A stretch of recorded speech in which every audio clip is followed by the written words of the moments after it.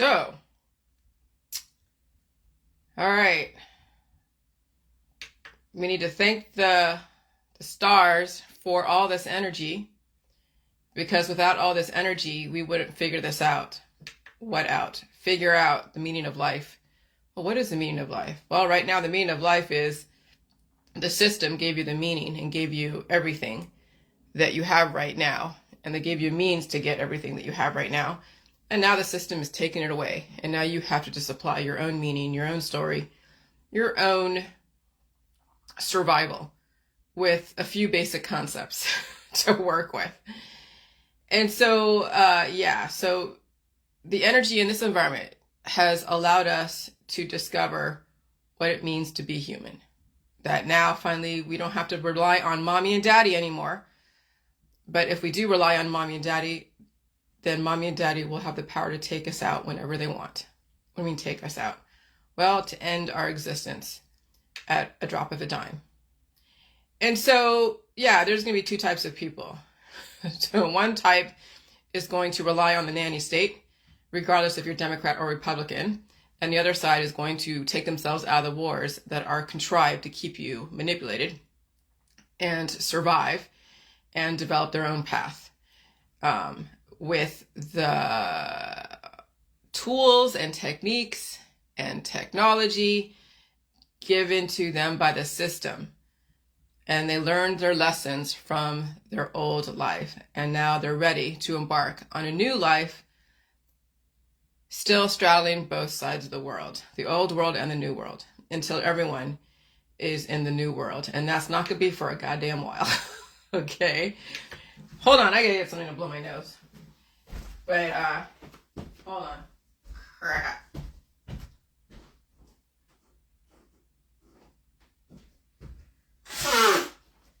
And so, it was kind of hot last night, and it was, my AC is at 68 degrees. I had to actually lower my AC unit to 68 degrees from 69 degrees. And even that can be hot sometimes. And it really hasn't changed that. I mean, it's been hot outside. It's been about 80 something degrees on the average. Hasn't been lower than that during the day. And at night, even though the AC unit doesn't kick on, sometimes it gets hot for me. And I'm not like I'm menopausal having hot flashes. It's just literally kind of like hot. But it wasn't so sweaty hot last night like it was the other night, even though the temperature really hadn't changed that much. Okay, it was around 65 degrees overnight, maybe a little bit less than that. But these frequencies, it's like these, I would characterize them as death rays that sweep over the valley.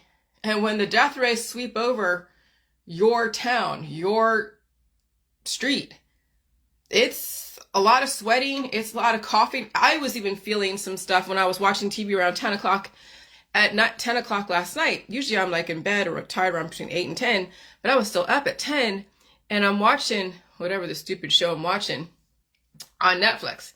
And I have to blow my nose and start sneezing like 3 or 4 times in a row. I'm like, oh shit, something's growing.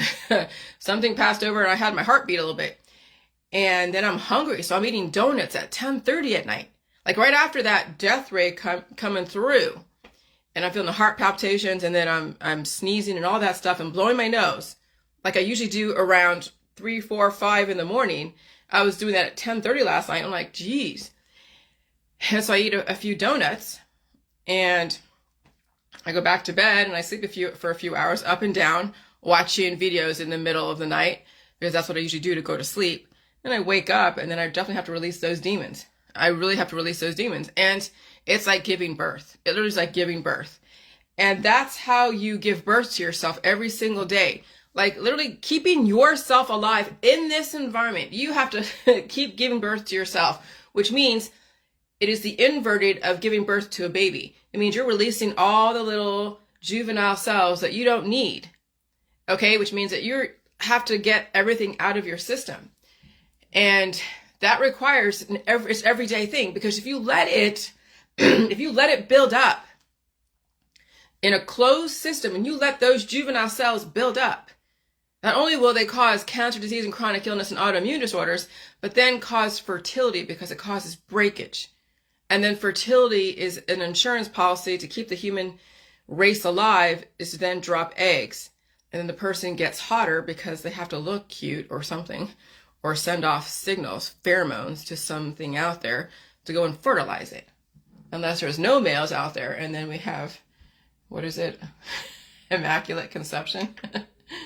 Which is a thing, you know. We've heard about immaculate conception. Asexual reproduction.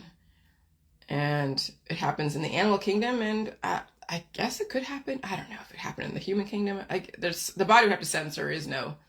There isn't anything to fertilize it except for itself. So, I mean, I guess you have like a hermaphrodite where you're both a male and a female. You have a uterus, but you also have testes, and you're able to fertilize yourself, which I haven't heard of that like actually happening, but not to say it couldn't happen. Anything is possible. All right.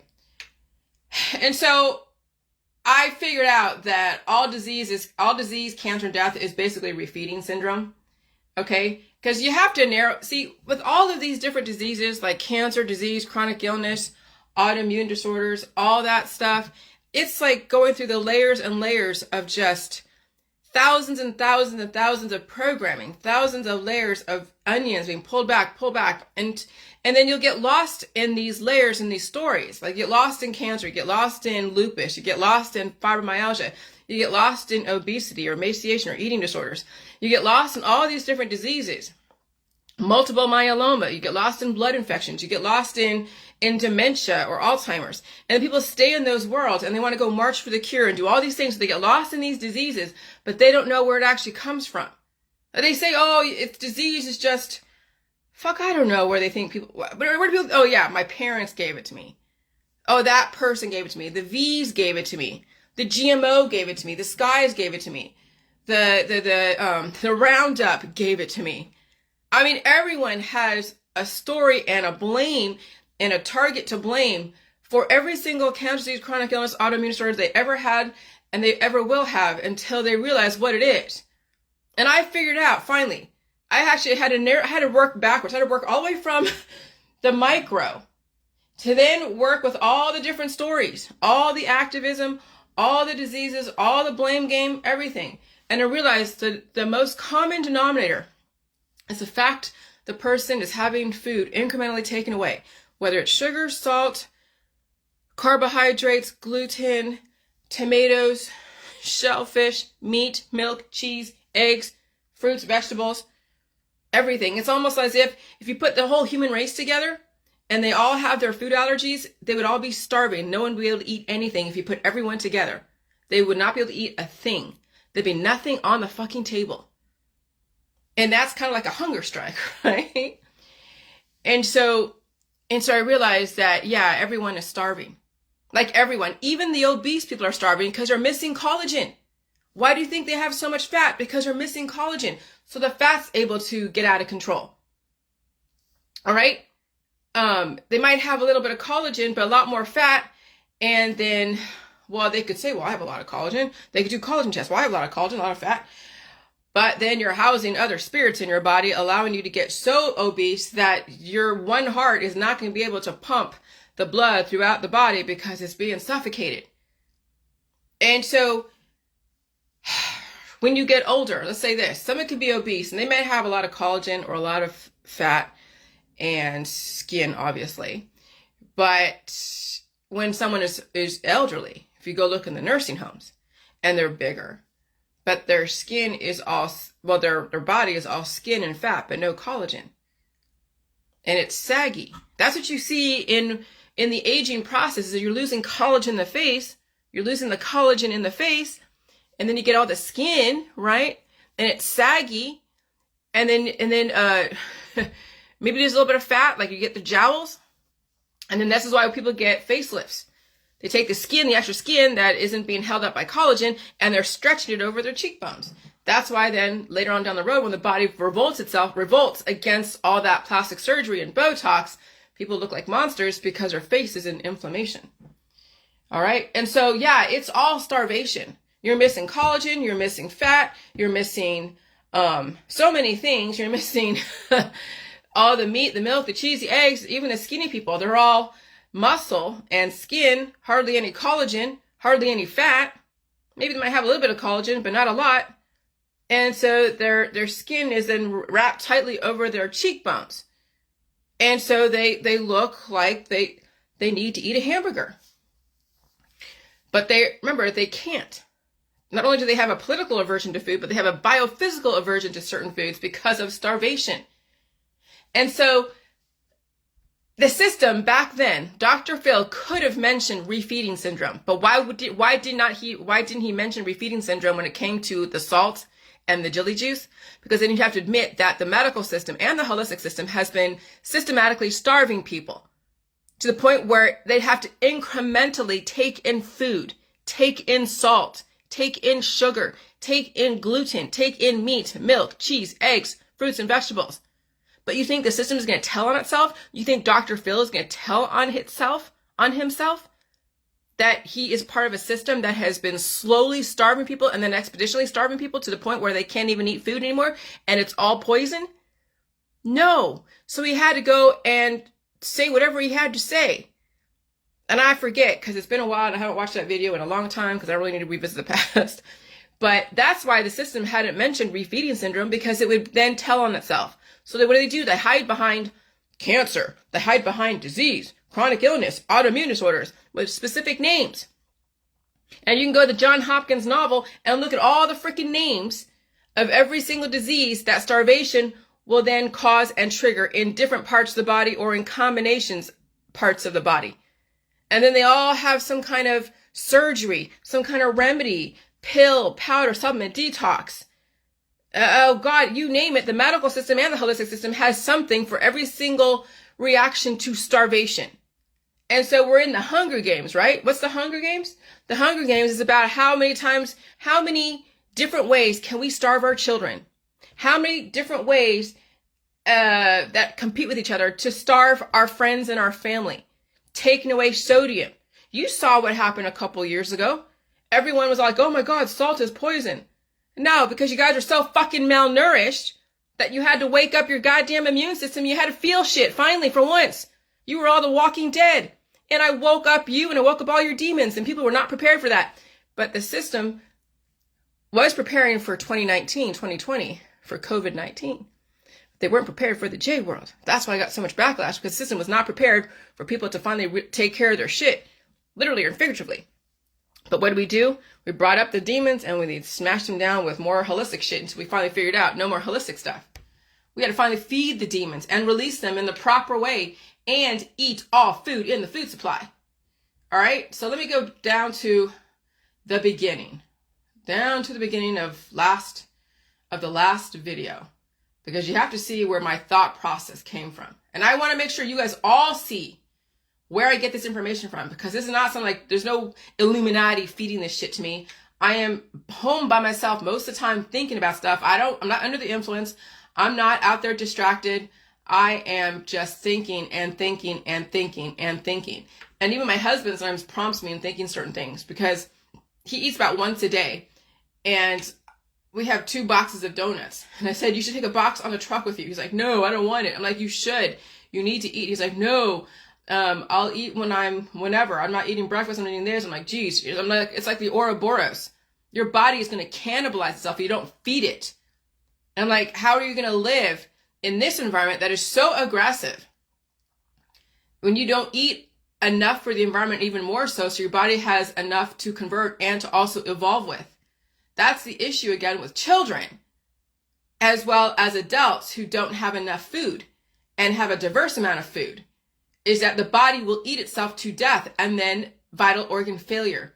That's I have a fear with the children who are part of these crunchy mama groups that are withholding food from their kids, and then the elderly who are in these nursing homes that it just takes another energy conversion that's so aggressive that it'll just take them out, as the system keeps withholding food from them and they don't have the proper resources to refeed them. Okay? That's the issue. So let me give me a minute, because I was trying to be very careful on how much I posted yesterday so it wouldn't trigger the algorithms to be like, you're going too fast. So I kept counting how many posts. All right. And so I said, so I'm going to go through every single one of these because you got to see where my thought process came from, because it keeps changing how I'm going to write this next book. That's why I have to wait till 2020 or till 2030 to write this book, because there's going to be a lot of stuff that I'm going to think of, that I'm going to narrow everything down. So the next book will be in addition to this book that I have out now. But I know people are still going to my other book, my old books. I'm like, okay, whatever. I can't stop that. And so the transition from the old world to the new world is painful, extremely painful. I hope you all survive it, and I hope your family survives it. And that is my wish. That is my gift and my wish for everyone, is they figure out that they are starving and that they put the time into incrementally refeeding themselves meat, milk, cheese, eggs, fruits, and vegetables, and more on the meat and the milk and the cheese and the eggs and the collagen and the gluten and the fats.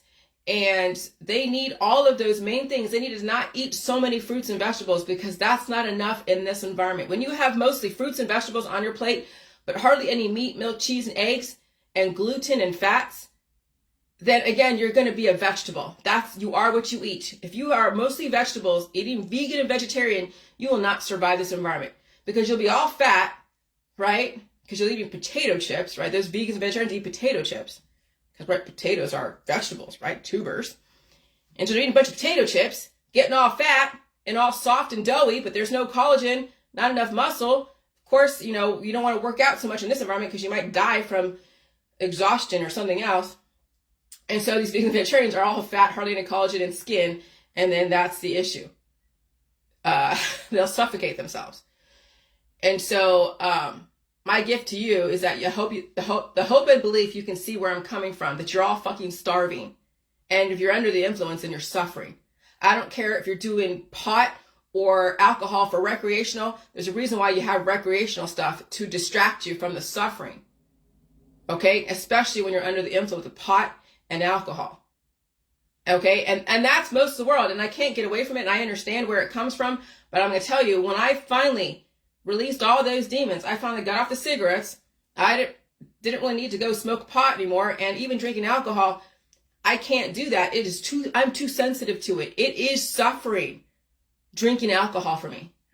Like, yeah, it's fun for a second, but not really. I remember the last time I drank alcohol, which was a couple months ago. We went to a Mexican restaurant over here somewhere. Was it Dover or? Yeah. And I had a margarita that they generously put a bunch of tequila in. And I drank maybe half of it. And even throughout the meal, I was just like so woozy, so out of my mind. There's no fucking way I would ever drink alcohol in this environment or at all anymore. There's no fucking way. And so I released all those demons, so being under the influence has no appeal to me anymore. Reality is so much more fun, and I don't suffer so much. The people who are suffering, they need to be in a different reality until they can finally release that reality and deal with reality. And so it's more fun being under the influence than to be sober. And I get that too. And you can't force convert people. They have to incrementally release those demons and finally embrace sobriety and embrace reality. Like literally embracing reality, embracing sobriety is, but then you know how people do it. They go and exchange one addiction for another and say, well, okay, this addiction to this is so much better than this addiction. Well, addiction is addiction. Okay. I don't care how you want to spin it and what element or what food or what drug you use in lieu of. You're still suffering, and you have to get to the root of that suffering. You're starving. Because how many diabetics who are obese have to stay away from sugar, stay away from bread and gluten? That's starvation. Okay, so even people who are obese are starving. And obviously people who are really skinny are starving as well. People who are elderly are starving. People who have cancer, disease, and chronic illness are all starving. And so that is my gift to you, the hope and belief you can see where I am coming from. That the medical system will paint over starvation and call it a disease. Now we finally see where it all originates from, And I'm going to show you my thought process of where I got this. So let's move on.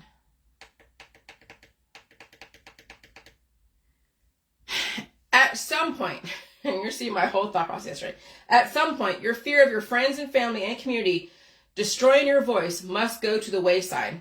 And maybe it is time to take a stand for you and your family. And it is being silent, and being silent is not going to cut it. Some of you are going to have to say, you guys are starving. You don't have to mention jelly juice at all, because jelly juice is now gone. We've evolved from that. You don't need as much, or if at all, jelly juice at all. A glass of salt water can do the trick. Okay? Now, because you have this ionic environment. And this ionic environment is going to take so many resources from people, especially when they're skinny and they're elderly, and they're not going to survive if they're not feeding themselves and releasing those demons, the damaged cells. And so there's a way to talk about saving people through eating food, and you are a representation of eating food and releasing those demons. And I guess where you can mention the J world is that, yeah, there's a way to open up your alimentary canal from your mouth to your anus without using aggressive substances or sticking machines in you or sticking contraptions in you. There is a way to release those demons properly. Oh, believe me, I do every single day now. Now my whole routine is when I get up, not only do I have to blow my nose, but then my body wants to release. Like right away, as soon as I get up, my body wants to pee and it wants to poo. And so after all that, I'm taking showers every single day now. There is not a day that goes by that I don't take a shower in the morning. I used to allow a day or so to go by, a day or to go without taking a shower. But now with this environment, and I have to eat and feed for all of this energy, not only have to eat and feed to make sure I have enough substance to deal with this energy conversion, but I also have to release. And the release the next morning is like, holy shit, it needs to release. You got to give your body the sustenance to repair any damage and also give it substance to carry out. I was watching this Netflix series called Love, and it's crazy. It's like nonsensical, but it's interesting. But anyways, the one of the characters saying, here, you want some food so you can throw up, because a person was sick. So what they said is, you want some food so you can throw it up. Because yeah, when someone is sick and they're not eating, what can the body do without that nutrients and without some kind of carrier force to carry out whatever harmful bacteria that's causing their sickness? So you have to eat food to not only carry out the bullshit, whether it's throwing up or shitting, and you also have to eat food to then repair the damage, to evolve and make those neural connectivities and all that shit. That people are starving. And so, yeah, mention to your friends and family that food isn't poison. It's okay to say it on your Facebook. You're not saying anything that's around the J world that you think someone's going to give you backlash for. But people need to fucking eat. They're starving. And they need to have substance.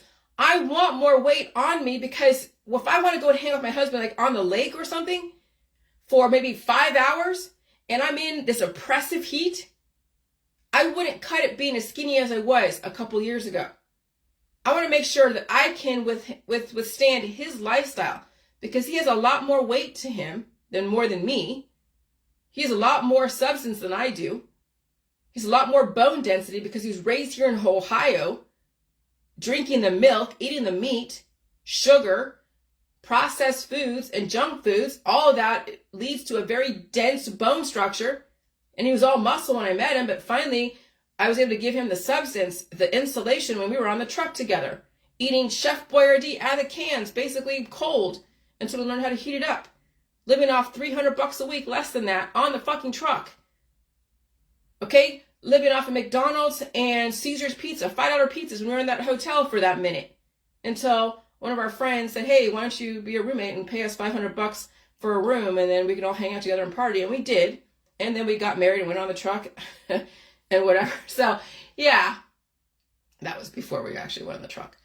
But, so, we added substance to ourselves on the truck when he went into truck school and on the road learning the whole industry. I thought I wanted to be part of it, but there's no way I was going to back up an 80-foot truck or whatever, 80-foot truck, 50-foot truck, whatever you want to call it. 80,000 pound. And I could do the forward, but I could do the straight line backing, but I couldn't do the 45-degree angle. First of all, the trucks I had to stand on the clutch, and I couldn't see myself going down a steep incline, 9% grade. That was my husband's thing. It wasn't for me. Okay? And so there's a way, and so being silent is not going to cut it. There is a way to implement change intellectually and intelligently, and that requires the use of the English language, words, and understanding all sides of the argument. Implementing change is not canceling people out. It is not the cancel culture, which right now, all these activists, when you make a mistake, people have made mistakes in my town. Oh, people have made many major mistakes, some aggressive mistakes that you shouldn't make it nowadays. And they called a group of people the N-word in public. Right now, people that were called the N-word, they're now going to cancel that. They're working on canceling them out and completely decimating their business. Hey, they shouldn't have said the N-word in public at all, or even at all. But that's right now how things are going. As soon as you make a mistake, especially around those kind of social type of politics, you will be canceled out because there's no room for intolerance like that. But when it comes to the food and all of that shit, when it comes to food and the conspiracy world and all the different, activist stuff, when it comes to around this, we don't want to cancel anyone out. We don't want to cancel anyone out at all. It is a transition. But I think people had enough time to transition, not calling people the N-word in public to people. And even in private. You say it in private, you get too comfortable, you'll say it in public. But never use the N-word. Okay? You had enough time to transition tolerance. But when it comes to food right now and all this stuff with medication and the medical system and the holistic system, and then finally in the J world, it is a transition. There is no canceling out. So we have to transition and help people understand how to ask the doctors and the nurses for their life back. Okay, so that's what I mean by don't cancel out the doctors. Those who are anti-B, don't cancel out the doctors or the nurses. Don't cancel out Big Pharma. Okay, because there's going to be a segment of the population that will not be able to handle the change of getting their life back. And there'll be a segment of the population that will finally eat all food in the food supply, release the demons, and get their life back. And they can enjoy at least the people that are around them that are on board. See, that's the thing. If your friends and family are not doing it, then what joy do you have besides, watching the world burn? Because if no one's around, if no one that you're around is going to be alive in the next 5 or 10 years, or it's going to be some kid that's going to do the same thing, right? This could be your niece and nephew. So your sister and brother are not on board. They can't get it because you're not saying anything. And so they're going to go and destroy themselves in the system. But they have nieces and nephews that are coming up. Maybe they're strong enough to withstand some stuff, but they're still buying into all the death culture. You really want to hang out with them while they're destroying themselves? This is why you got to speak out, because in the next 5, 10, 15, 20 years, and you're on your own and you're by yourself. Okay, well, I understand that you have the internet and you can do that intellectual connection. But can you imagine if my husband doesn't get on board, which he may not, so I'm already prepared to lose that side of my world. But imagine, I have everyone around me that I know, right? Either in my town and even in California, no one's around. They're all dead. All I have are people who are coming up in the system, doing the same thing, plying themselves with drugs and alcohol and taking food away. You think I want to hang out with them while they're going through that self-destruction? Well, everyone in the J world is all scattered all over the world, and you really can't connect with them. And who wants to get on a plane nowadays because it's all crazy?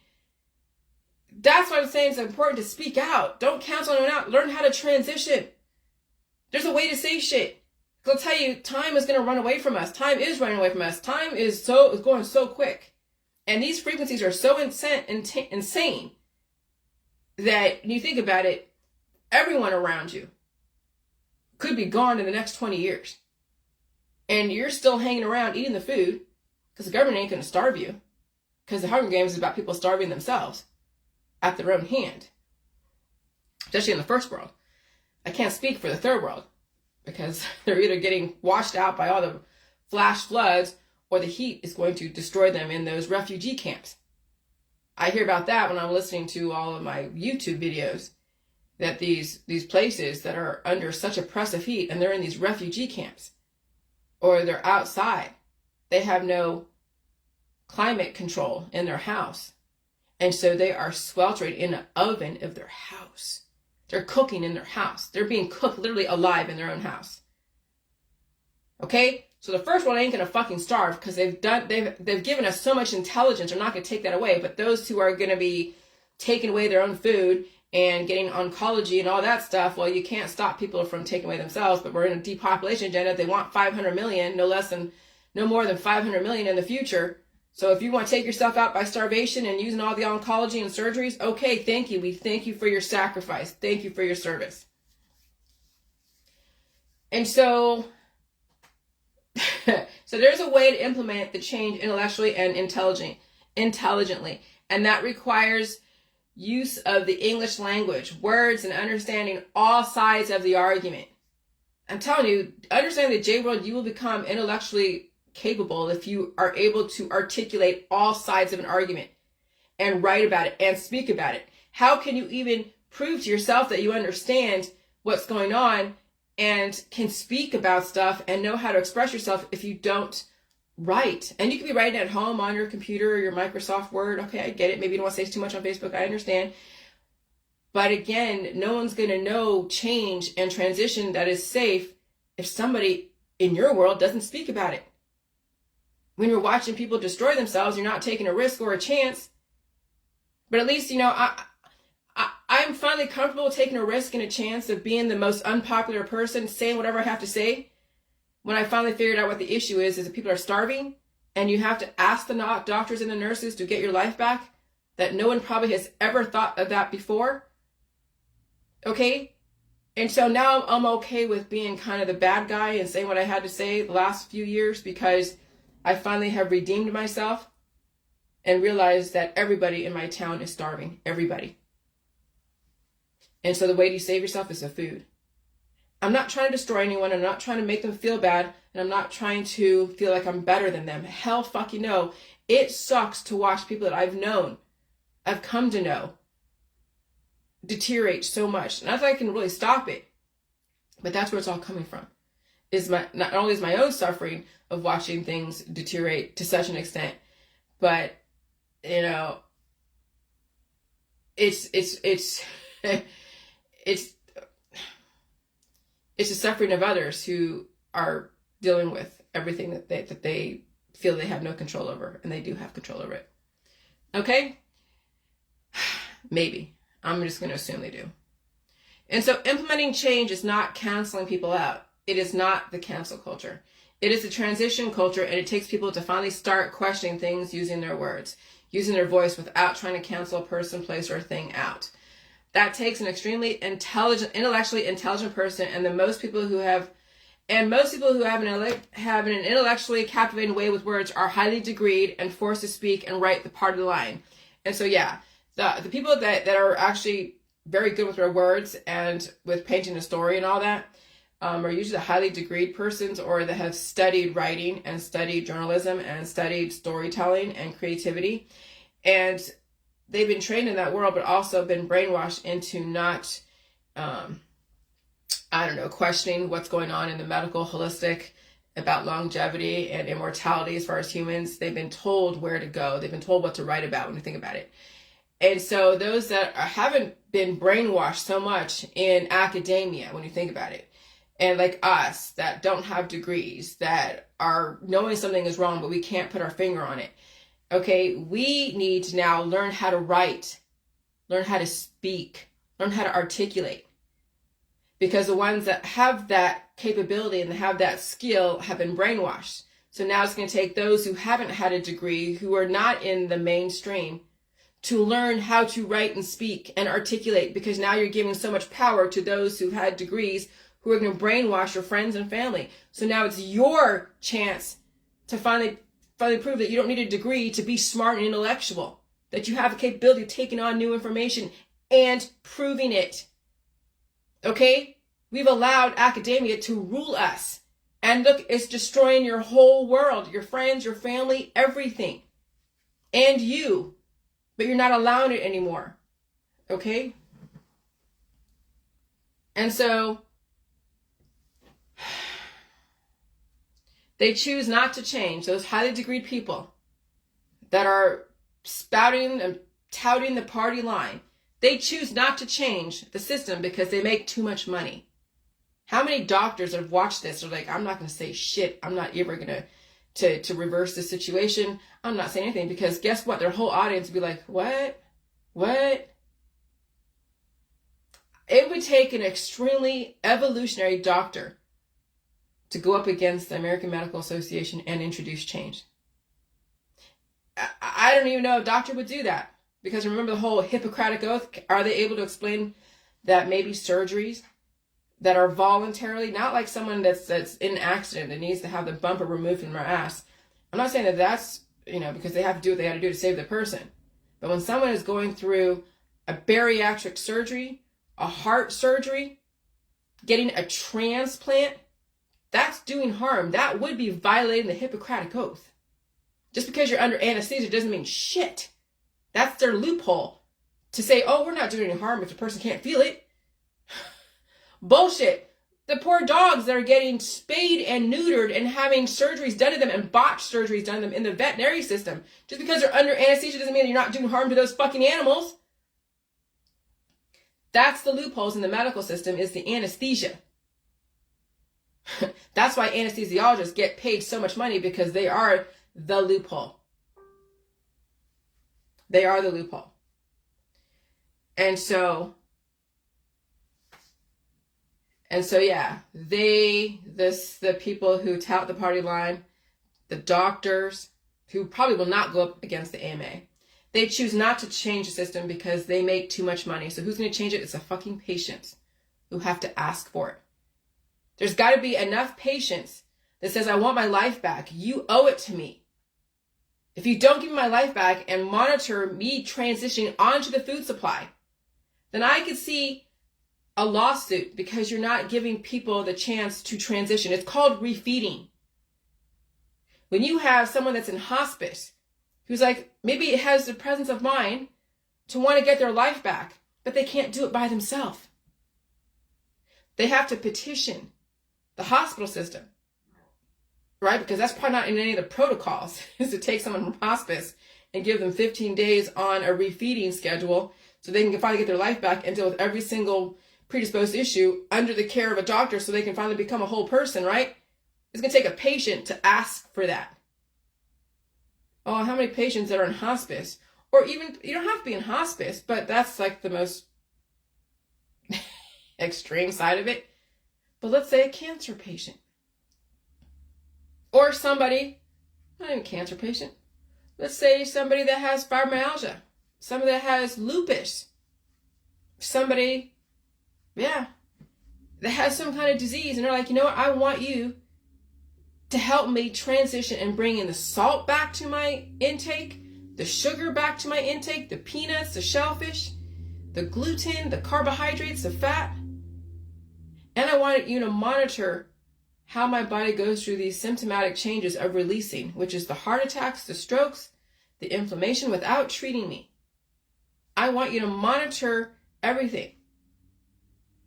Because all the antibiotics and all the surgeries and everything else in the food mitigation is doing harm to the patient. When you literally look at what the actual intention is, it's anti-life protocols. Not only are you causing trauma with a scalpel and drugging somebody, so that way they don't feel, right, the scalpel going in and doing all the crazy shit. I don't know. All of that is doing harm to a patient. And so now it's going to take a patient who's going to say, everything you've done to me did harm to me. You're going to you as a patient want your fucking life back. You know you can't do it by yourself. You know Jillian can't help you because she's not a fucking doctor, as I've been told 1,000 goddamn times.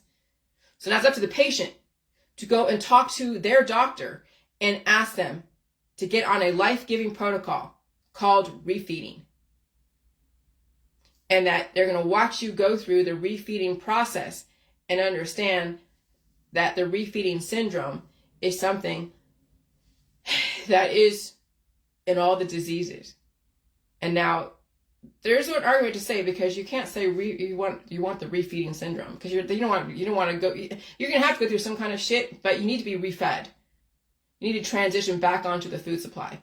and you know refeeding syndrome is going to kick in someplace, and then you want the doctor to watch you go through that process and to help give you the intravenous bags of electrolytes to help you with your electrolyte imbalance, to then bring in other foods, and then teach you how to open up your system. And if you have to cough and sneeze and blow your nose, you do that. If you're in an inpatient situation, yeah, they're watching you go through that process.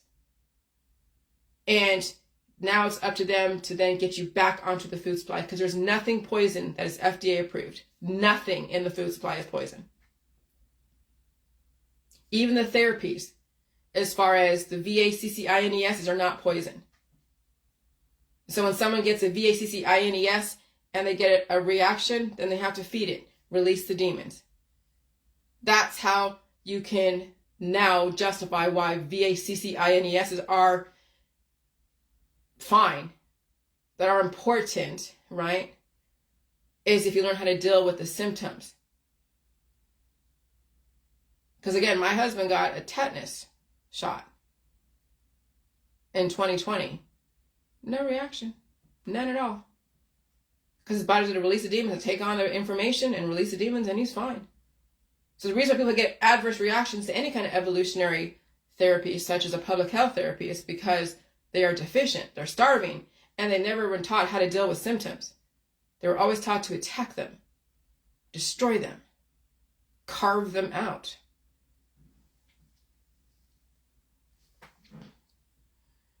All right? And those who have no degree and know something is wrong also may not have the writing or speaking skills to implement change. But now it's time for you guys that don't have a degree to now finally prove that you don't need a degree to learn how to speak your mind intelligently. It means writing. When you have a video that you show on your Facebook, write about why you want people to watch that video. Give a brief synopsis about whatever it is you're putting on Facebook. Give people an idea of where your mind is going, where you're coming from. Learn how to express yourself. That takes working on yourself and working on your speaking skills, your writing skills, and your self-expression. Because what's it all for? What's the point of doing the J world if you can't even prove that you are halfway intelligent or have something up there that's brewing, that could be developing into something amazing? Writing about anything is not going to flag people to think that you're stupid or think that you're part of the J world, that you're going to be, attacked. It's okay to write stuff, guys.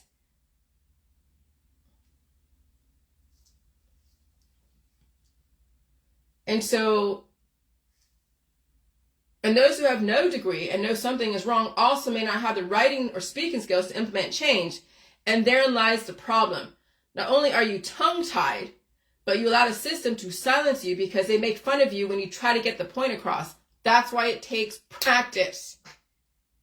You can't get good writing and speaking skills if you don't fucking practice. You know how long it's taken me to do this? 7 years. But then I've had to do a bunch of stuff in the middle of the 7 years.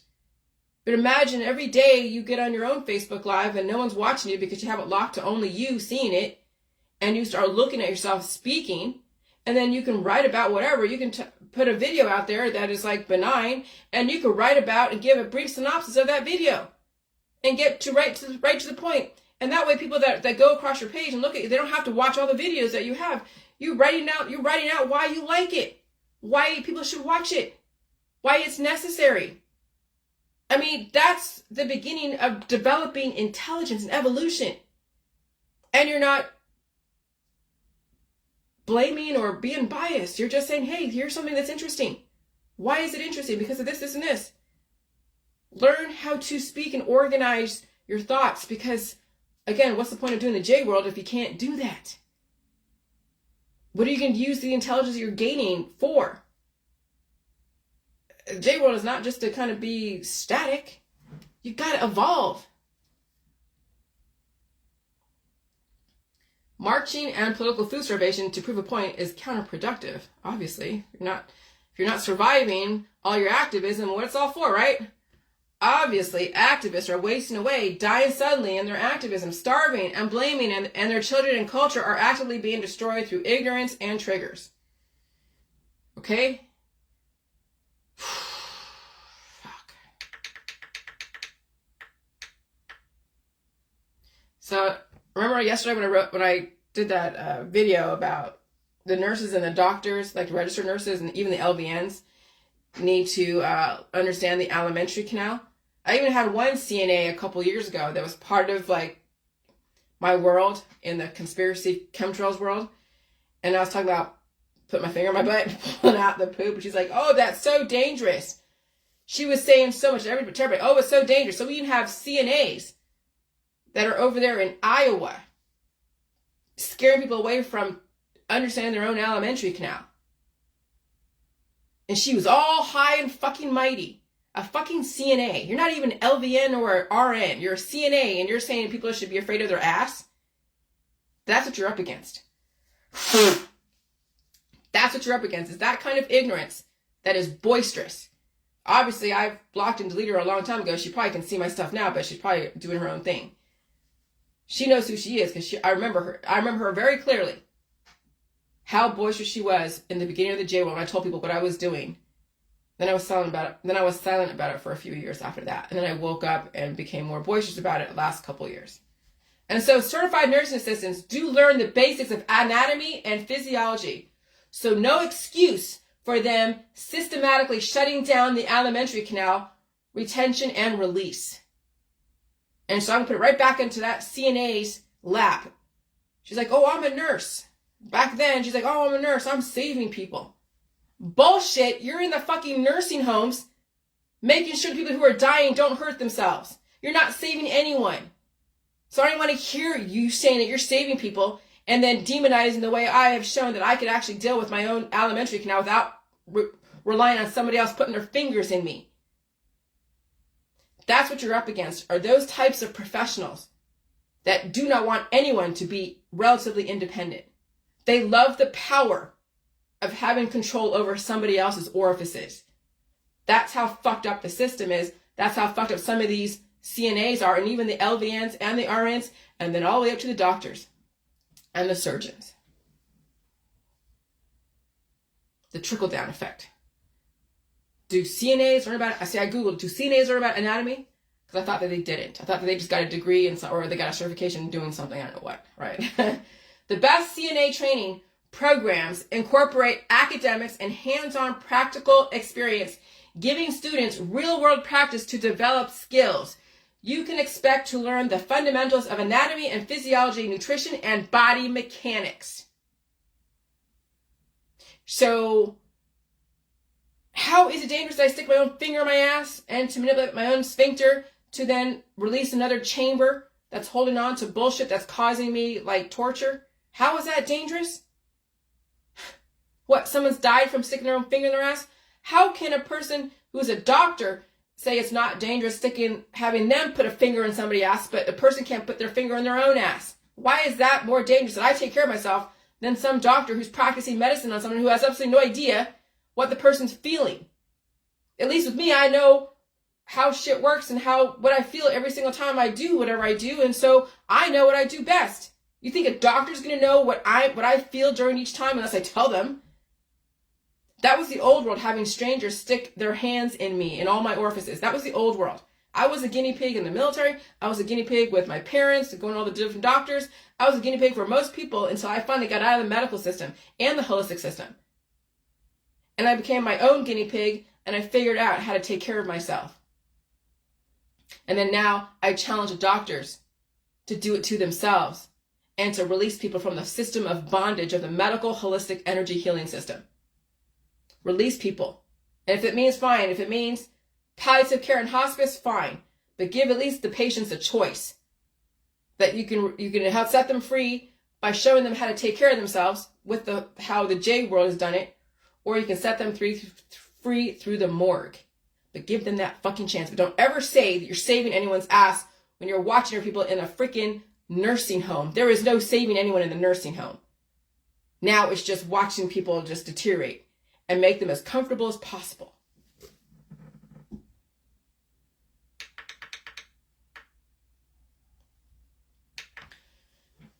So then, why is food painful for grandma and grandpa in the nursing home? Children and parents are starving one another and reinforcing the inability to adapt and change and deal with bodily functions properly. The starving Ethiopian children with bloated bellies are no different than those in the nursing home.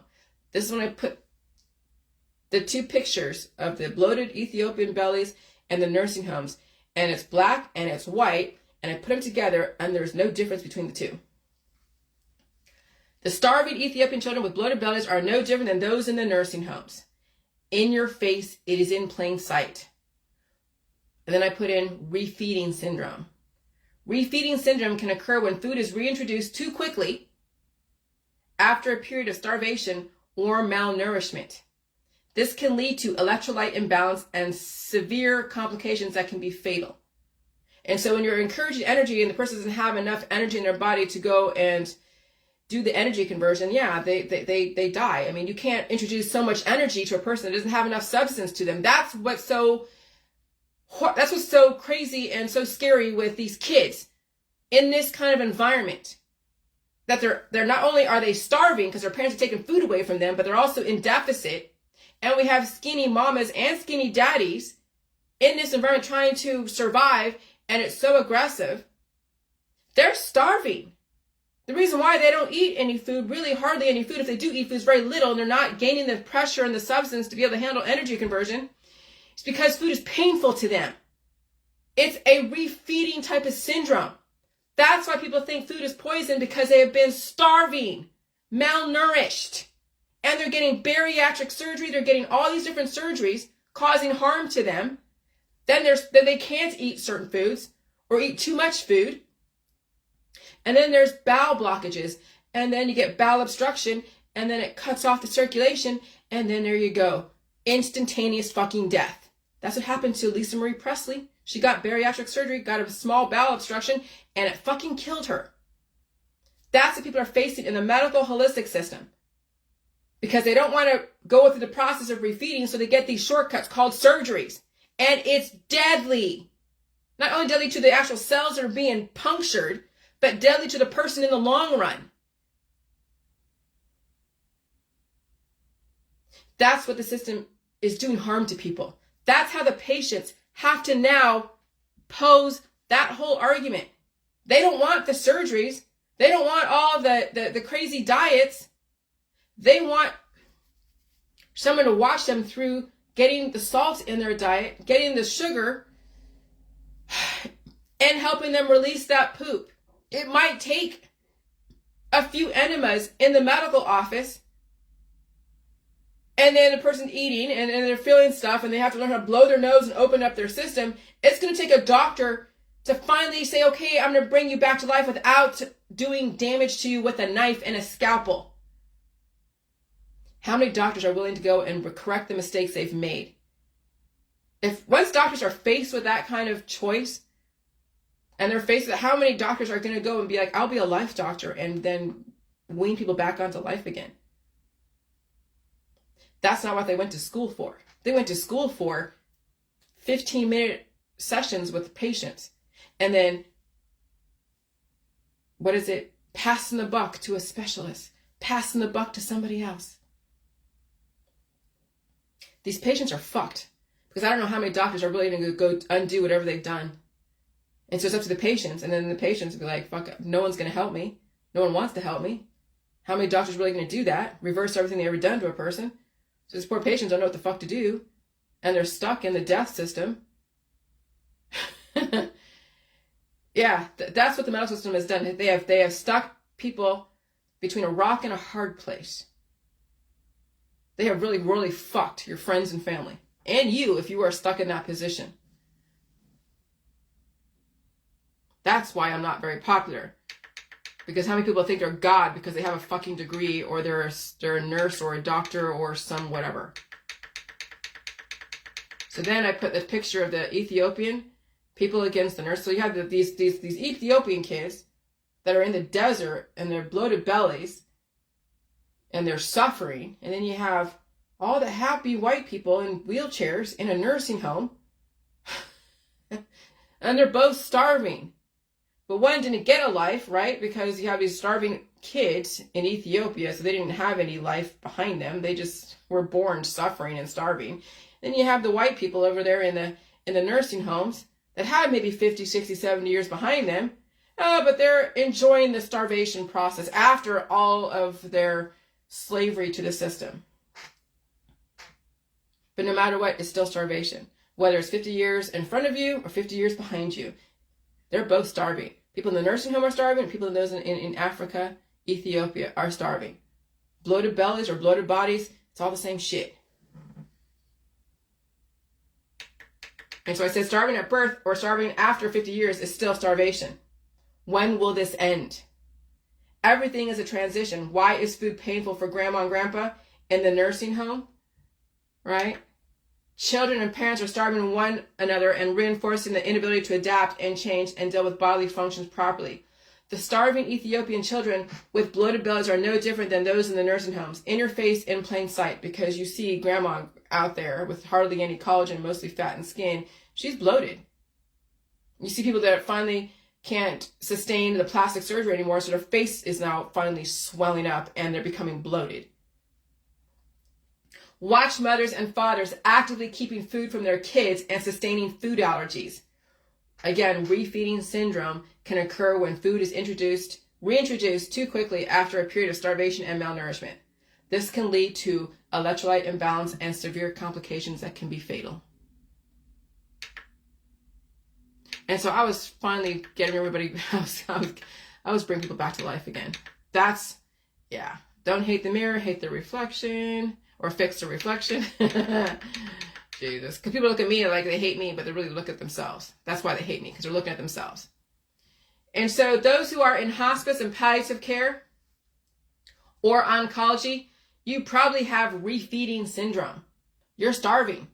You need that doctor to stop putting all that radiation and steroid on you and chemotherapy and whatever and start helping you eat food again and measure your electrolyte balances and get you back onto the fucking food supply, to bring the collagen back to yourself, to bring the fat back to your body, to give you now the strength in your arms and your shoulders and your back. People are getting arm surgery, they're getting shoulder surgery, they're getting back surgeries for what? That's more harm and damage and torture and suffering.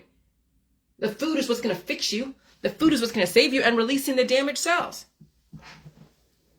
You're all starving.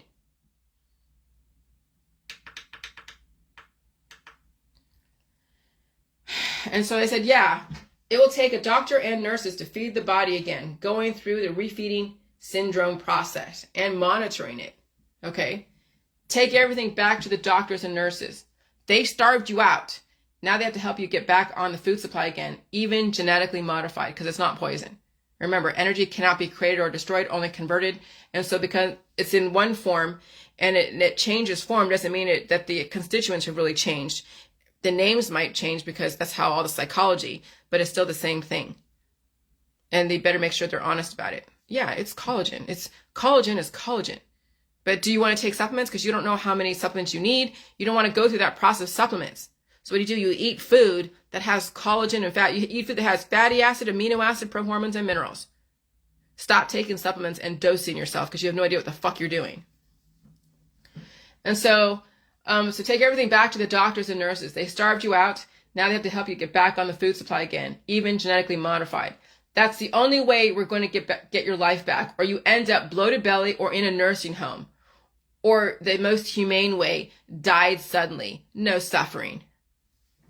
And right now, most people right now are wishing they died suddenly because they're suffering astronomically. There is no relief in the medical holistic system. There is no relief because it's all going to come back again. And so this would happen in the beginning of the J world, right? I finally gave them back the nutrition they were missing. People are getting bloated. Abso-fucking-lutely. Remember, you pay insurance for a reason. Hold the medical system accountable. Make them give your life back, right? If they won't do it, I can see a lawsuit because they are not helping people eat food and transition. And so, rather, all patients who undergo refeeding are at risk for this type of edema, I don't know how you say edema. Carbohydrate intake increases an individual start to refeed. And as an individual starts to refeed. So carbohydrate intake increases as an individual starts to refeed, leading to a release of insulin. Increased insulin secretion causes their kidneys to start retaining salt and water. Salt and excess fluids are reabsorbed. Okay? So why do you think that people, were retaining water in the beginning of the J world? Because they were electrolyte deficient. You were all malnourished and you need to keep drinking water. And some of you still are malnourished. And some of you have too much JJ in your diet and you're not evolving, you're not eating because you're doing so much of the JJ because it's curing you. Remember the constipation when you had so much JJ, it cured your poop? People were like, oh God, I can't poop now because you had so much JJ. Or they stopped eating. That's why I was so skinny. I stopped eating the milk and the carbs. Okay, remember back then? Yeah, you can't get away with that now. You can't get away with being that skinny and not eating. You can't get away with that. You will die suddenly. Get off the JJ now. Now this environment, now the climate change, the CERN, the particle accelerators are waking up your immune system. You don't need the JJ anymore. Now you need to eat and release in the way that I mentioned in my book.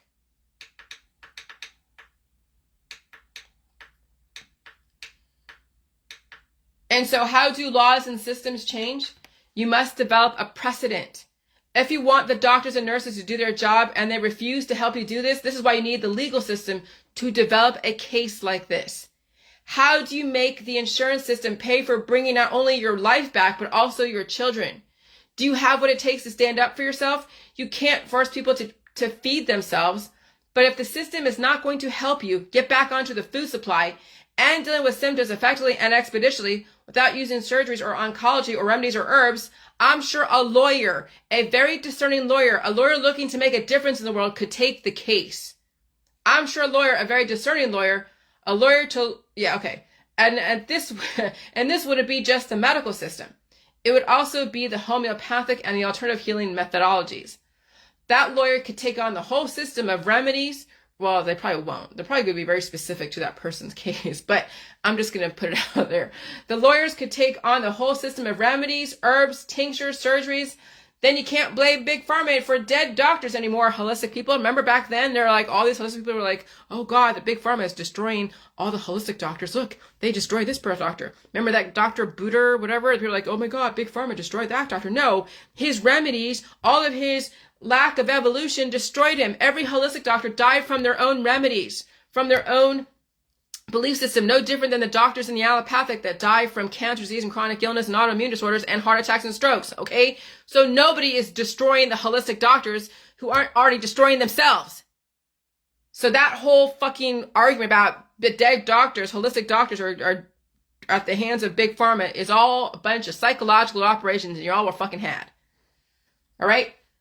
And so the lawyers could take on the whole system of remedies, herbs, tinctures, surgeries. Then you can't blame Big Pharma for dead doctors anymore, holistic people, because you're all part of it.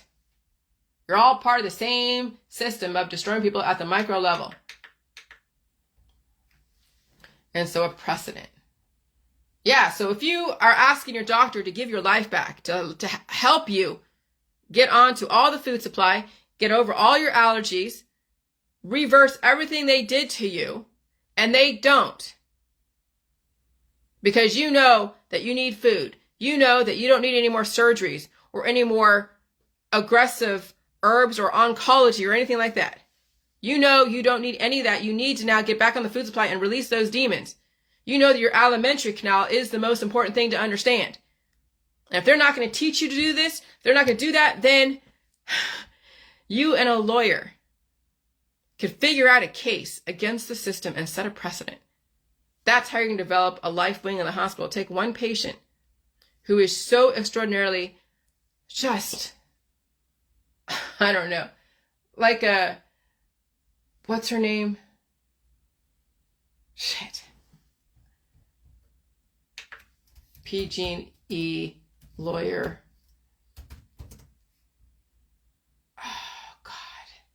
The one that went up against, oh God, what's your name? PG&E lawyer movie.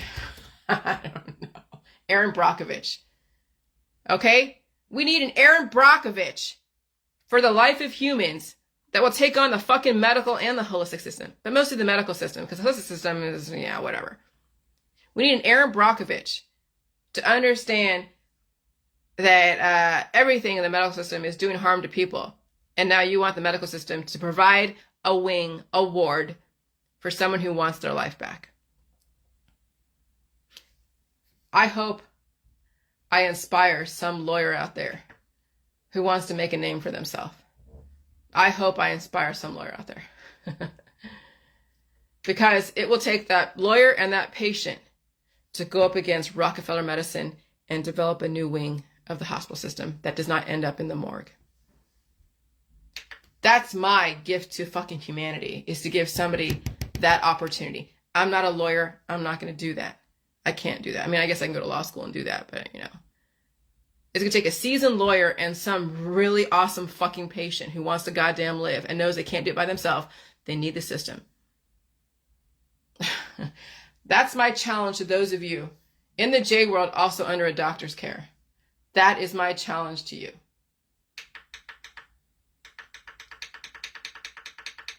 Otherwise, you're going to see everyone be destroyed by their friends and family. And so do no harm means if you're going to give people protein replication like VACCINESs from therapies, then make sure they understand how important it is eating all the food supply, stop the starvation, get over the food allergies, and stop treating symptoms. Make sure they understand the alimentary canal. I understand why people are against the VACCINESs. If you're going to give somebody exposure to something like a VACX, you better give them a life-giving protocol so they can manage the symptoms of energy conversion properly, effectively, so it doesn't turn into a chronic condition and they don't have any more food intolerances and get over the current ones if they have them. If you're going to give people evolution, make sure they can handle all the food supply and teach them how to release the damage, the old world, the old cells, so they can take on new information called the VACCINESs. That's how you prepare people to be protected. If you're going to give a VACCINES, doctors and nurses, you better give people the opportunity to transition back onto life again, not keep treating the fucking symptoms. Because now you're developing a situation where people destroy themselves through the treatments because you what do you call it? You trigger their immune system. And they don't have what it takes to deal with the energy conversion. People do pass away. And there is a slush fund for that. I mean, nothing is poison, but you have to help the person support that process. And the medical system is not helping people support that process of evolution. That's how you prepare people to be protected. You teach them how to handle evolution, not resist it. Now you must understand why people are against the public health therapies, you pro-V people. Understand the other argument. But also those who are anti-V, understand why evolution is necessary. You must feed the energy and not demonize food or treat the symptoms like you're doing with the holistic world. Okay? Ask your health professional to help you refeed yourself and monitor the process. That's how you bring it all back to doctors and nurses who gave you that type of evolution to begin with. Now you're going to help me support me through that evolution, not leave me out, hung out to dry and go to fucking morgue at some point. That's how you're going to hold them accountable. But you don't demonize them. You hold them intellectually and intelligently accountable. You speak to their intellect. If they have any, if they don't have any, then they're going to go to the party line and they're going to shy away from you and dodge you. And then you're going to have to bring a lawyer in.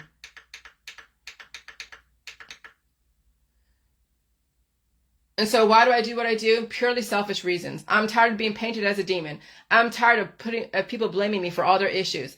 And I want to prove to myself and to the world I'm not as crazy as you all think I am. And so when I can prove to you through the medical system that all I did was bring people who were virtually dead back to life, literally, then they might understand why I don't use medical insurance, why I don't use remedies or surgeries or under the influence, why I have to be very careful in this world, because climate change is bringing out the worst and best in people, but you don't want to learn and find out the hard way how this environment is bringing out their demons or angels.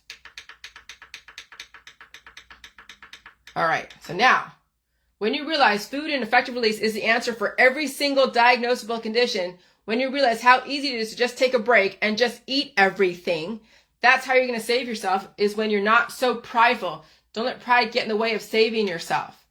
That's my suffering, watching all this unfold and knowing how easy it is to save yourself. Being sick was not a big deal for me. I mean, it was and it wasn't, right? And so, remember last year? Remember when my dog was still alive, right? And this was in July, August.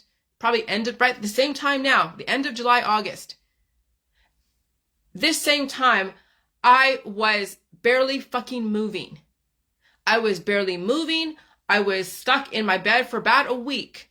I could hardly eat anything. I could hardly drink anything. Even the water that I drank wasn't penetrating what I thought was like a mycoplasma, like this web-like type of substance that was like lead in my joints, lead in my throat, lead. It was I'm trying to figure out the best way to explain it, but it was like being wrapped up in a web of plasma, mycoplasma, of mucus that was so impenetrable. And then I could barely even look beyond. I had headaches, like major headache. I couldn't even look beyond. When I took my dog out to go to the bathroom and everything, I could barely go down the stairs. I couldn't really eat. So when I did start bringing food back into my world again, I was finally eating spaghetti. I made a potato soup. That was okay. But I could barely even stand up cutting the potatoes. I was so under the weather. It was more than under the weather. I was so sick. Like literally so sick. When I had to go to sleep, I would be dead to the world, but I could have died in my sleep. But what did I do during that process? I threw myself into the shower and would start pulling out these clay-like Mr. Poop thing that, what is it? I forget the guy's name in South Park. But I was pulling out just these Tootsie Roll type of fucking poops that was so hard and so Tootsie Roll like, and they wanted to stay stuck in my system. That was torture. That was like a freaking demon. So what saved me was pulling out that shit during that time. I know it's not glamorous, but I knew my own elementary. I knew I had to blow my nose. And so then I started reintroducing food back into my diet. I had spaghetti. I was worshiping the spaghetti. And then I ordered, when my husband came home, I ordered menudo from Grubhub. Okay? And that was really good. I had the tripe.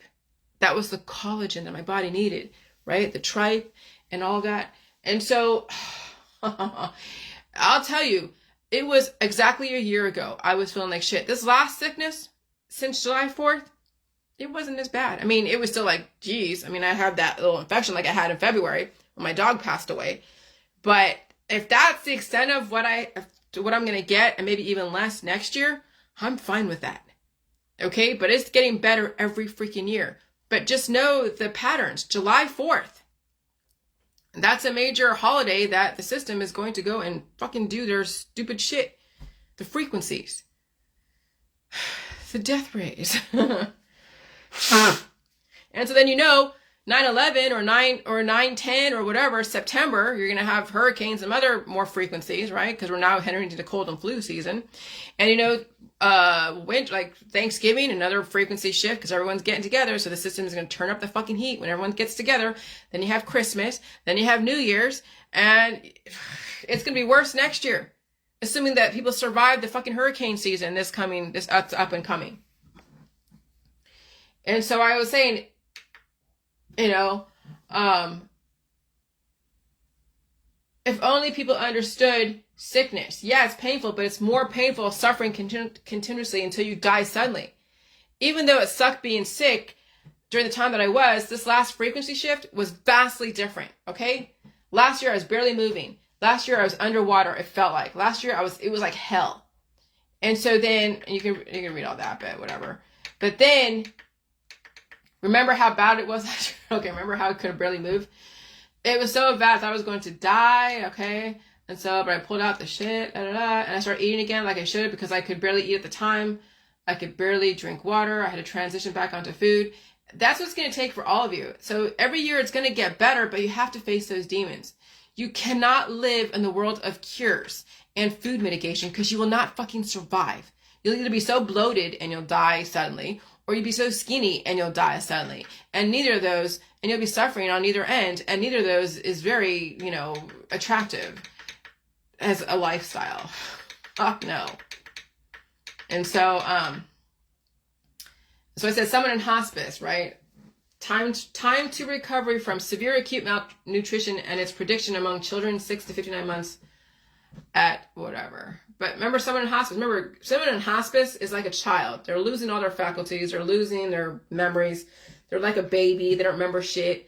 And they're acting like a child, right? So someone in hospice, the median time to recovery from severe acute malnutrition was 15 days. take someone in hospice, it might take them 15 days to finally get back to being coherent again, to finally able to process food as they are refeeding. All right, but it's going to take someone who's in hospice to have the presence of mind to go through that kind of process. I don't know. What is the most common complication of refeeding syndrome? Electrolyte imbalance, right? You know, you have a lot of electrolytes, so you're feeling stuff. All right. It's not gonna be lack of electrolytes, because you already have lack of electrolytes. That's why you are starving. And so when you're getting the electrolytes, now you're gonna have to deal with the body going through what it needs to go through. And so electrolyte imbalance from refeeding syndrome can result in several complications, as outlined in Table 1 for the main electrolyte imbalance. Potassium imbalances can lead to cardiac arrhythmias, QT prolongation weakness, fatigue, paralysis, respiratory distress. And so when I was reintroducing the salt, and I was drinking a bunch of the J juice, oh yeah, I felt weakness. I felt so many different things. All right. And at that time I was eating food. I was going through so many different fluctuations. But now you know that when you're introducing salt back into your world and sodium, maybe you're doing a few shots of the J juice, not a whole lot, but a few shots, because this environment, you're going to get ionic activity, but you still need the electrolytes that you're missing. You're going to feel everything.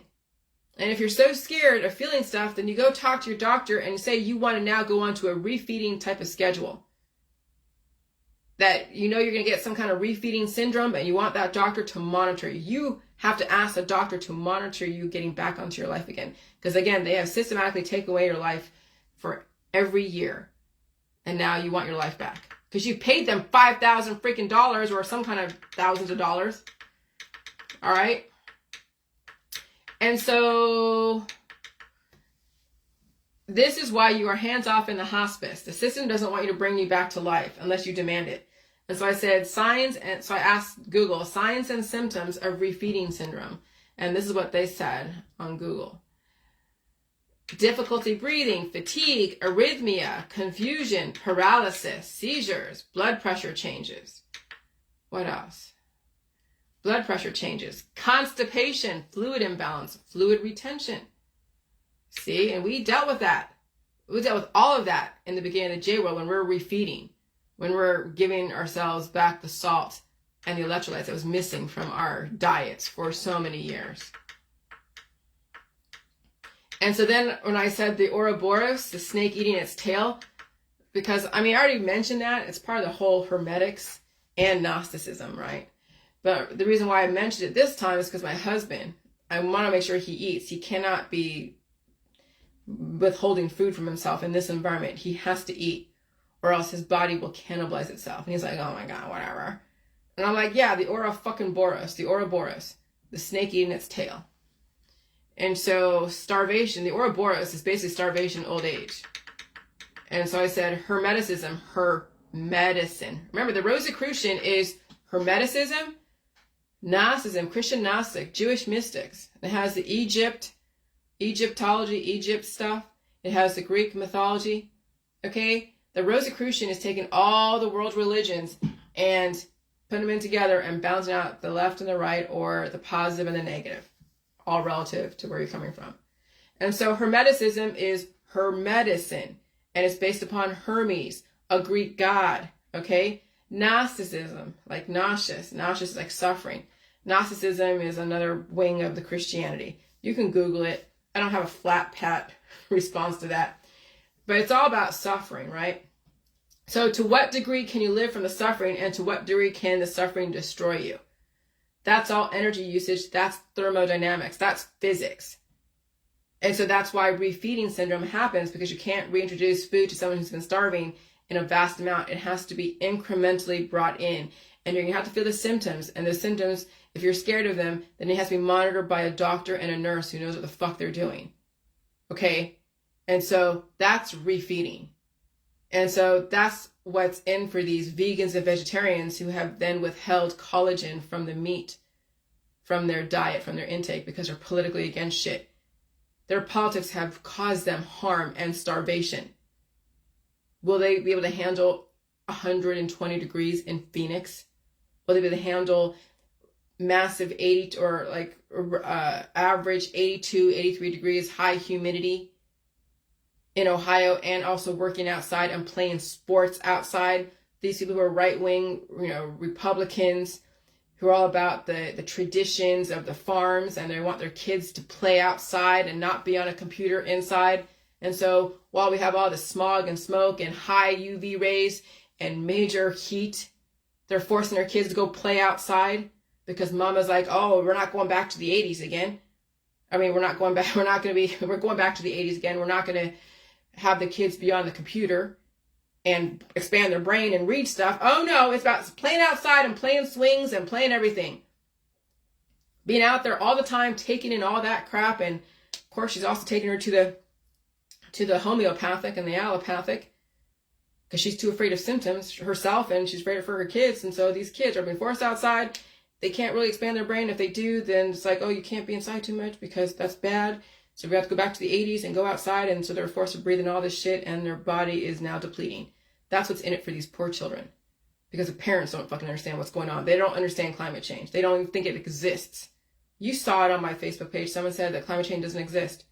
It's all a government conspiracy. Okay. You can't argue with that. You can't. That's people's logic. You can't tell them that, yeah, I've even felt it. I know how hot it is outside. I know how aggressive these particles are. I could feel even the frequencies change. That's how online I am. But those who are under the influence are not eating food, and those who are completely just starving, taking away food from themselves, they think everything's a fucking conspiracy because they can't feel shit. They're under the influence and they don't feel anything. They're like a walking zombie. So nothing to them is real. It's all fantasy. It's all conspiracy. How far do you fucking take conspiracy, people? Some people take it too far. But give them a bunch of food and they'll feel stuff. Oh, they'll feel the frequencies. They'll feel the climate change in their body.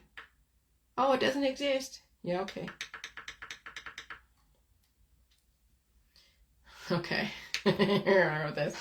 The J-World was the premonition of climate change. The salt woke up people who were half dead, and they were not expecting to wake up. But right now, people are waking up left and right and are not living through the process. Most people that lived through the process in 2016, 2017, 18, except for that hospice patient that they so strategically placed to be used as a tool to scare you away from waking up and feeding yourself. So right now, people are dying left and right from starvation and getting all the different therapies. And they have the fucking gall to say that salt is poison. Are you fucking kidding me? You realize your friends and family are dropping like flies all around you? And they haven't even experienced my world yet. They haven't even done the fucking J juice or even taken a sip of it. Oh, I'm sure you found someone to blame, of course. So you can thank those that resisted me so much to accept that they took away the time for you to understand where I'm coming from. But would I have figured it out if it wasn't for the pressure? Would I have figured out the whole refeeding process and the refeeding syndrome if it wasn't for all the pressure from the trolls and everyone else? I don't know. We'll never know what came first, the chicken or the egg. Would I have figured out if it wasn't for all the pressure around my dog? Maybe I had to go through all that suffering around my dog and the trolls and everyone talking smack to me and all the fucking, horrible reviews on Amazon and everything else to have me figure this out. I guess, yeah, suffering and trauma does lead to innovation as long as you can survive it. Some people don't survive the trauma. They don't survive the suffering. They don't survive all the bullies and everything else, and they die. And then I guess that was meant to be. You can't bring someone back to life that's dead because they couldn't handle the suffering and the stress. And so, yeah, it's going to take a person who is so strong in body, mind, and spirit to go through the suffering of getting their life back. Oh, I did. I got my life back. I suffered through it. You saw it, 7 years. And so the J-World was a barometer to see how people could handle waking up their immune system. You really don't need the J-Juice anymore. You need to salt your food and understand my method in my book when it comes to releasing the demons. But right now, climate change is waking up your immune system. You will either suppress your body's ability to evolve and pass away someday sooner than later, or you suffer through the retention and release process the proper way, and every year will become easier and easier, evolving to this aggressive climate change, this aggressive purge. Yeah, we're in a purge. We're in a major purge. The J-World is the balance. It was always a balance against the death system. That's why I was always a minority and why most people did not like me, because I knew I was living in a fucked up world and I was a right And I was the right person in the wrong time. And I'm still the right person in the wrong time. And it's going to be hell to watch. That's why I barely socialize. And so if I do socialize, it's very minimal, if at all, because I already know what's coming. And it's tough. It's tough to watch and experience and see and observe. But that's straddling both the old world and the new world. You do it as safely as possible, but you still have to straddle it. And you want to bring people along with you that's able to handle life. And that's the suffering of the J world people who get this, is how do they characterize this? How do they speak about it without flagging people into activism, into canceling you out? That's going to be your own cross to bear to figure that out. But when you're alone and there's no one around you that's alive and all you're relegated is to the internet, maybe you might want to speak out and get people along with you in your world. Not everyone's going to believe me. I can't guarantee that anyone in Ohio here that I know is going to understand where I'm coming from. I can't guarantee that. I can only just put the word out there and hope somebody gets it. But if you don't speak, how do you know? Right? If you want to win the lottery, right, you have to play. I don't play. I don't gamble. But if you want to win the lottery, then you got to play it. You got to play to win, right? Well, that's the whole thing with the J world. If you want people around you that you've known to figure it out, and you can find a way to work with that and help them through a process that is not doing it for them, but to be that support system. If they need food, well, it's not like, they can get delivery services, but how would I be supportive of somebody in this situation? I would be encouraging them if they call me like, hey, I'm just doing this, and wow, it's crazy. And how did you handle it? And you could talk about how you did it. It doesn't mean that they're going to do what you do, but I mean, a slight reassurance that, it's suffering. Yes, it sucks. Believe me, I understand, but it's not like you're going to die from it. You just got to put in the time. Give people some kind of hope that they can get through it. But obviously you don't know what they've been through in life. You don't know how long they've been through that shit in life. And they might be going through the suffering for a while. But if it's just a cheery word and a nice gesture and some food and a movie, to keep their mind off of stuff. Because when you have a headache, a really bad headache, even watching a movie, you just gotta sleep. That's what I did a couple days ago. When I had that bad headache, I couldn't even watch the Netflix. I had to sleep. But I didn't use peppermint oil and water like I did a couple of years ago. I don't have any more peppermint oil anymore. Now I use toothpaste to brush my teeth. And I have dental floss, the little swords. And I still use my shampoo and conditioner. And so, I was reacting to someone in this post. If you want your kids to stop blaming you. See, when someone says, oh yeah, don't ever blame your parents. It's up for you to now, take your personal accountability and shit. So it triggered me. I'm like, fuck. So what I posted on her page, I said, when she was saying that stuff about, oh, stop blaming your parents, take personal accountability. It's you now. It's not your parents. They didn't do whatever, right? So I said, well, then stop blaming the government and stop blaming the food supply for your issues. Because I went through her page and saw that, I had to go through a bunch of stuff, but I found one post that said that they're poisoning you with the food supply. I'm like, oh, here we go. And so I posted, she might delete me, I don't know. I stopped following her, so I don't know. But I said, if you want your kids to stop blaming you, or if you want people to stop blaming you, or you want people to stop blaming their parents and stop blaming the government, then stop blaming the food supply for your issues. And I put a peace sign and a rose, and I got out. All right? And so I posted my wall so she understands. I reinforced it on this end here. If you want your kids to stop blaming you, then stop blaming the government and the food supply. We must acknowledge what was a long time ago, and then we move on and take personal responsibility. That goes for everyone blaming somebody for something. If you haven't been kidnapped, you have no one to blame but yourself. In the age of information, ignorance is a choice. So I'm not going to look and see if she said anything. I would get a notification, but I'm not going to look if she deleted me or not. I didn't see a less person on my Facebook friends list, so. But I'm just like, dude, shut up. People have to blame somebody for a while until they finally figure out they can acknowledge what was done, and then they move on and they evolve the situation. But people have to go through that process of blaming until they figure out how to move past that. Okay? So food is only poison to people who are starving. It's called refeeding syndrome. That's why people are afraid of food, because they are experiencing refeeding syndrome. They have been severely malnourished from their parents, their friends, their family, and their community, and the medical system, and the holistic system. And so how did I figure out that they are maintaining disease? When I was doing that Facebook reel for Ouroboros and all that, the Temple of the Dog, Hungry Strike, and you can watch that on my Facebook, I was going through, I don't know, pictures on Facebook, going like, I put disease and find me all the photos. And so I found this photo and it says, healthy tips, maintaining diabetic kidney disease. Maintaining, now you understand words cast spells. And so then on the side, to support that statement of maintaining diabetic kidney disease, it says, stay within your targeted blood sugar levels. Okay. Stay within your targeted cholesterol range. And so the doctor is going to say, oh yeah, you need less cholesterol, you need less sugar, less this. Remember, they're actively starving you because you're taking on food that your body is not used to because of whatever. You have demons in your body and other types of age-related issues because of starvation. Then they get these types of symptoms that are diagnosable that fits a certain thing like diabetic kidney disease. So stay within your targeted cholesterol range. Be physically active. Check your blood pressure regularly. Okay. Eat less sugar, simple carbohydrates, and processed foods.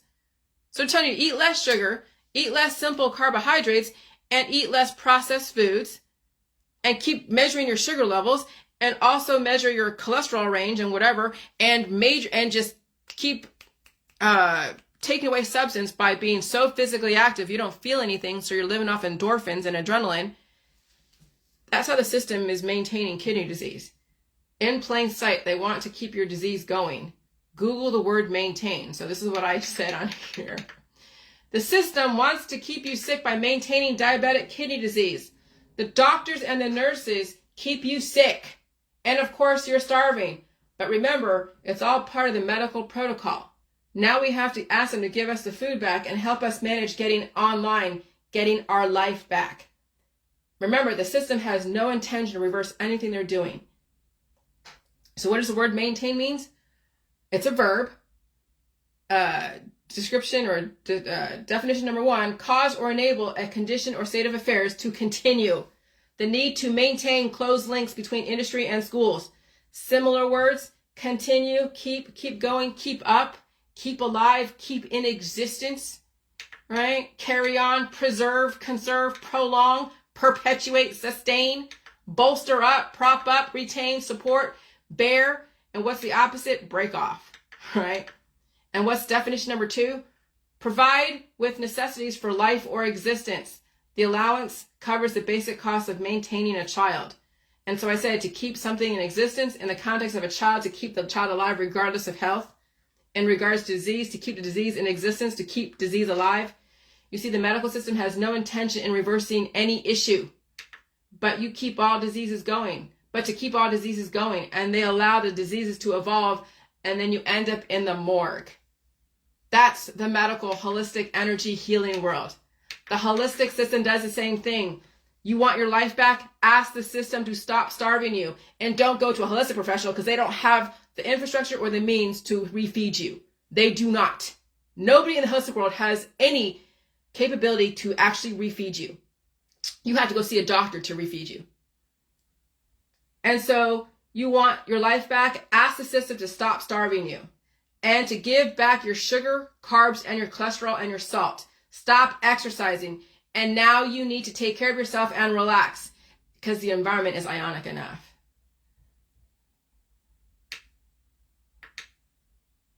And so there's that reel that I did about the Ouroboros and stuff. And then all disease, cancer equals death, refeeding syndrome. All the different names for the diseases are relative to what part of the body is affected by starvation. I narrowed everything down by reverse engineering the whole system. And I said, you're welcome. Everything is refeeding syndrome. Everything is. And so then I watched this thing from Democracy Now! The heat will kill you first. Okay? And so that's why I stay in air conditioning most of the time. Excessive heat breaks down your proteins. I mean, listen to that video. He was telling you that when you have excessive heat, it takes your proteins are folded in 3 different ways. That's like the triangle. All right. And so when you're in excessive heat, your proteins start deteriorating. They unfold and become chaotic. And so excessive heat breaks down your proteins. Basically, it liquefies you, which is why you need more weight to you, so you have some insurance.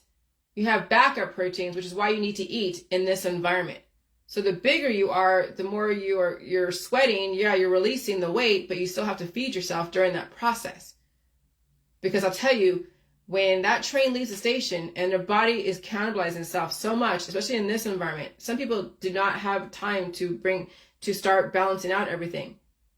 The cannibalization process is now so exponential, they don't have time to catch up. And then they feel all these different ways, and then they're getting antibiotics. They're taking food away from themselves. It's crazy. It's crazy. So watch that video if you can.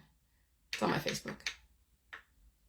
And so the Hunger Games was never about the government starving you. It was how many games people played with holding food from themselves and their loved ones through the medical, holistic, energy healing world. All the activism, all the anti-GMO, yeah, all of that was a game. That's what the Hunger Games is. Just look at all your friends, look at your kids, the people that are withholding food from their kids, allowing the kids to say, oh, I don't want that food, I don't want to eat that food. I feel bad for the kids because they don't have a choice. They don't know what's good for them, and the parents allow them to dictate whatever the fuck they want because the parents don't even know what's good for them. And so, yeah. So that is the Hunger Games. Is watching people actively starve themselves, and they compete on how much they can starve themselves. Just look at all the raw, organic, vegan, and vegetarian. Look at those that promote fasting, intermittent fasting, or fasting in general. Look at those that promote eating the air sandwiches called breatharians. Look at all the skinny girls out there showing their boobs, showing how great it is to be skinny and sexual. Think they're going to survive an energy conversion like this? When they have nothing to them, they don't have any intelligence in their belly because their bellies are so flat, full of muscle, no collagen. Think they'll survive a heart attack or a stroke? These skinny, skinny kids, skinny, skinny moms, or really obese people that are not releasing the demons because they're too afraid to feel the pain of release. Oh yeah, it's fucked out there. Now you got to get a doctor to help you release the demons and take on the demons relative to which side of the spectrum you're on. And so, yeah, every disease is refeeding syndrome. It's starvation. Every disease is starvation. And then the system causes more trauma to you. That's why I am the way I am. Because I knew what was going on. I knew a long time ago shit wasn't right. But what can you do as a kid? You don't have any fucking voice. You have no voice as a child. And when you do finally have a voice, now you have to cultivate that voice. I didn't have the luxury to have someone train me in writing and speaking. And even then, when I was going to a speech, just Toastmasters, but then I had to develop this thesis. So even though you have a voice, doesn't mean the voice is yours. Now you have to develop your own voice. That takes fucking time. It takes time to develop your own voice. And people in the J world that understand where I'm coming from, they have that chance to develop their own voice once they release the demons, and they have to practice every fucking day. Writing is practicing your voice. Speaking is practicing your voice. Nothing comes just instantaneously. It takes practice. It takes intention. And so we have a unique time we have a great time. Oh, fuck, I don't even know what to say. I'm just like, oh, fuck. This is the time to develop your voice. Yeah. You're in a unique position, J-World. Take the time. All right, I'm going to go because my voice is like,